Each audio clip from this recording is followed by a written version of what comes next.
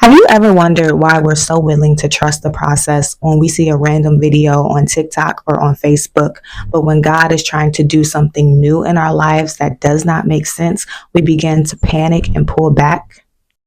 Well, in this episode, I'm going to explain to you why we tend to do this, and I'm also going to reveal a strategy that will help you trick your doubts into moving and continuing to do the things that God told you to do.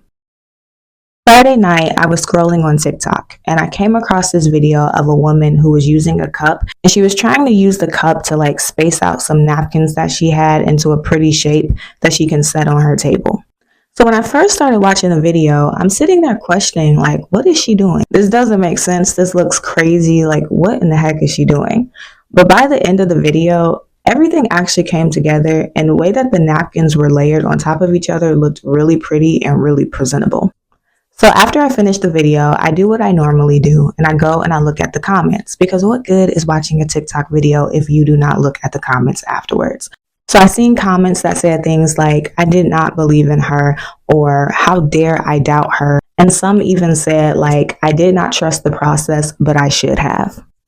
So after I read that last one, I started to think about the whole trust the process trend that we do on TikTok. And it had me wondering, why do we like to trust the process when we are watching a random TikTok video, but we don't like to trust the process when we are supposed to be following God? The way that the trust the process trend works on social media is you watch a video and the video starts off with someone doing something very questionable. So in the example I gave earlier, the questionable thing was this lady using a cup to space out napkins, and it kind of triggers a thought in your head. You're like, what is she doing? Or this looks crazy. Another example is, I see this a lot when it comes to makeup tutorials. You'll see a video of a woman who's doing her makeup, and the way that it starts off is she's using a lot of foundation, a lot of concealer. Things are looking very crazy, and you're starting to panic, and you're like, oh, how is this going to come together? This looks absolutely insane. But even though it looks crazy, we still decide to stay to the end of the video.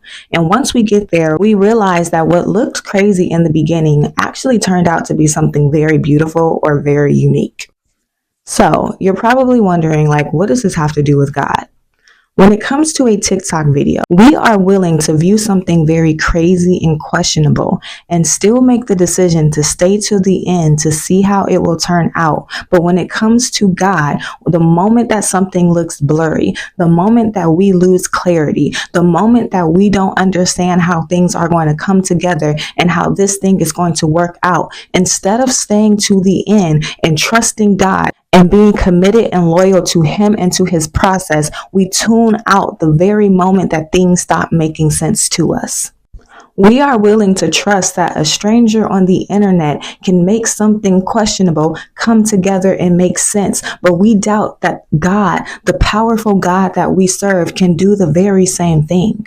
And I'm not saying that there is anything wrong with trusting the process of something that someone on the internet is doing. But what I am saying is that if you can trust their process, you can trust God's process. If you can stay committed to their video, you can stay committed to God's journey. If you can trust that they are going to make things come together when it's not making sense to you in the beginning, then you can trust that God is going to make things come together when it's not making sense to you in the beginning. Why do we trust people on the internet, but we fall back on God when God is way more powerful and can make things come together in a much better way than anyone on the internet can make that thing come together? If you read Proverbs chapter 3, verses 5 through 6, it tells you to trust in God with all of your heart and to not lean on your own understanding. When God tells us not to lean on our own understanding, He is forewarning us. He is giving us a warning that His ways and the ways that He operates in are going to be things that are above our understanding. He's forewarning us that the way that we think is completely opposite from the way that He thinks. He's forewarning us that things are going to look questionable. Things will not make sense. We will not have clarity in these areas. We will not know how to put these things together. But despite all of that, he is calling for us to trust him. And you have to ask yourself, because a lot of times when God gives us instructions or God takes us down paths and journeys that doesn't really make sense to us, we get scared and we want to pull away. But you really have to ask yourself, if God's ways always made sense to you, if God's journeys always had clarity through them, then what would you need him for? What would you need to have faith for? Faith is believing in something before you see it, meaning you don't see how things are going to come together. You don't see how this makes sense. You don't have the wisdom to understand what God is doing, but I'm still going to make the decision to believe in that thing because I believe in the God that I am serving. I don't base my belief in God and my trust in God off what I see. I base my belief in God and my trust in God off what I know about him. I know that he will never lead me astray. I know that he works all things together for my good. So I am trusting in him, not trusting in what I see. We say these things all the time, but we don't understand them because we still make the decision to pull back and run away when things don't make sense.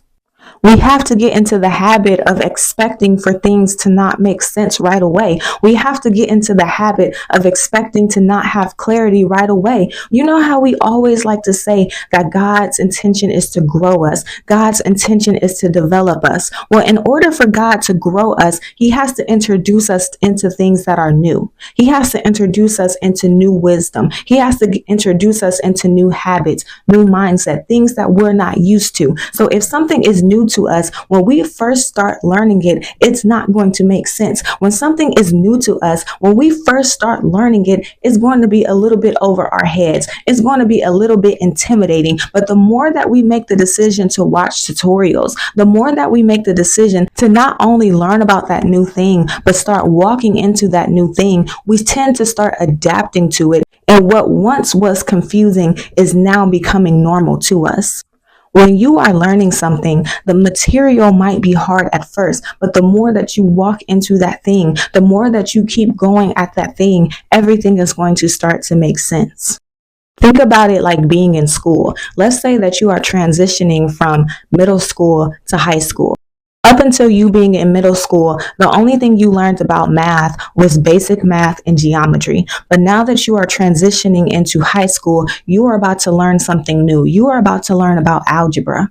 Now, algebra can be very intimidating. If you were to look at that thing, if you were to look at a problem, you would look at that problem and probably feel scared, like, oh, wow, that looks like a lot. Oh, wow, that looks like a huge equation. Oh, wow, I don't know how to put that together. And it may birth feelings of intimidation in you. But as you start to take the classes and as the teacher starts to break down the steps to you, what once was intimidating is now easy to you. What once looked scary is now effortless for you to solve.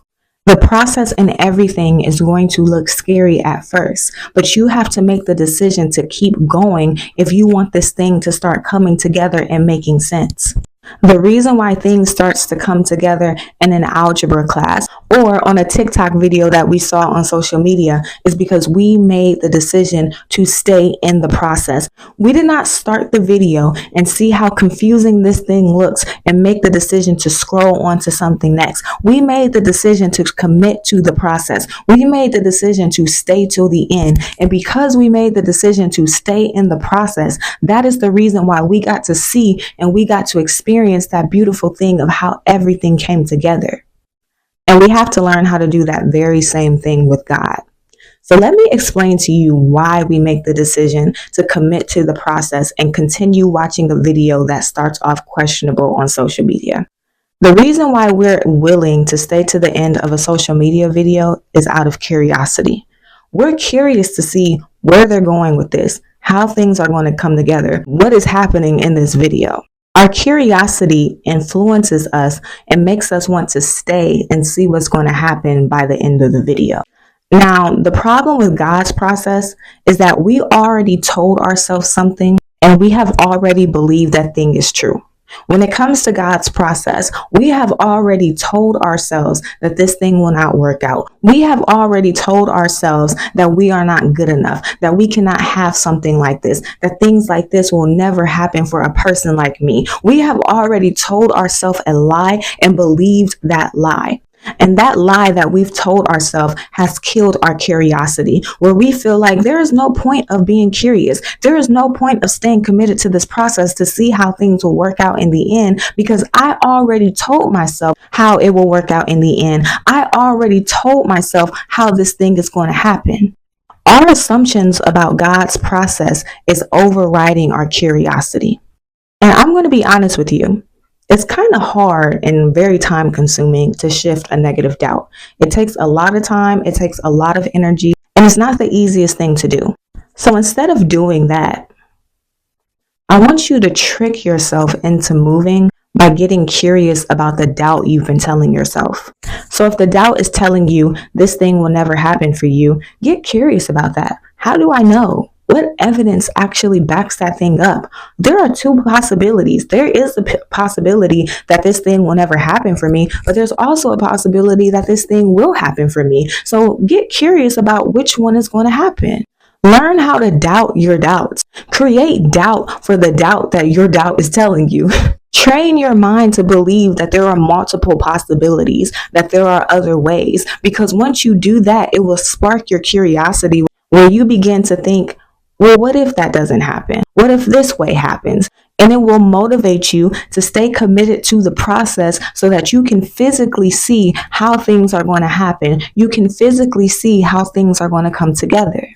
You have to learn how to lead with your curiosity. If you find it very difficult to trust God, because maybe the things that God are saying to you are things that go against what you were told your whole life. God is telling you you are more than enough, but your whole life you have been told you are never enough. God has been telling you that he loves you, but your whole life people have never acted as if they loved you. So maybe it's very hard for you to commit to God's process because it's going against things that you have been trained up your whole life to believe. But if you can lead with curiosity and you get curious about the doubts that your mind is telling you, it will train your mind to stay committed to the process so that you can see how things will actually come together and happen.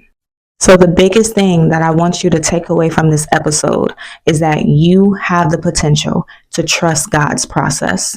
If you can trust the process of a random stranger on the internet, you can definitely trust the process of God. You do not have to feel confident in order to move forward. All you have to do is just stay curious enough to stay to the end. Stay curious enough to see what God is actually about to do for you. And guess what? Once you see that thing, then it's going to be a lot easier for you to believe that thing. Then it's going to be a lot easier for you to trust God next time. Because I'm going to be honest, when it comes to those trust the process videos on social media, when people start off and the thing looks questionable, many people who are watching the video do not believe that thing is going to come together. Many people do not see the potential of how this start is going to lead to the end that the poster is claiming is going to happen. They just led with their curiosity, but after they saw the end result, that's when their trust in that person raised and sparked high. So if you struggle to feel confident in the things that God is trying to do for you, it is okay. Lead with your curiosity. And once you do that, once you see what God is doing for you, then your faith is going to begin to spark. But I really hope that you enjoyed this episode. I really hope that this episode has blessed you. Of course, before we go, I do have an action step that I want to give for you to do sometime this week. So sometime this week, I want you to write down one area where you have been doubting God's process. Think about that area, and instead of working on trying to feel more faith in that area, start trying to get more curious about that area. Ask yourself, what if this thing does work out? What if God's plan actually does come together? Let that curiosity carry you until your belief starts to catch up.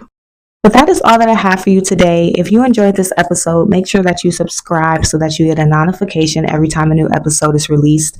Also, leave a review and let me and others know how you enjoyed the show. And if you want to stay connected, follow me on YouTube, Instagram, TikTok, and Facebook at Prospering with Christ. But that's all I have for you today, and I will see you next week.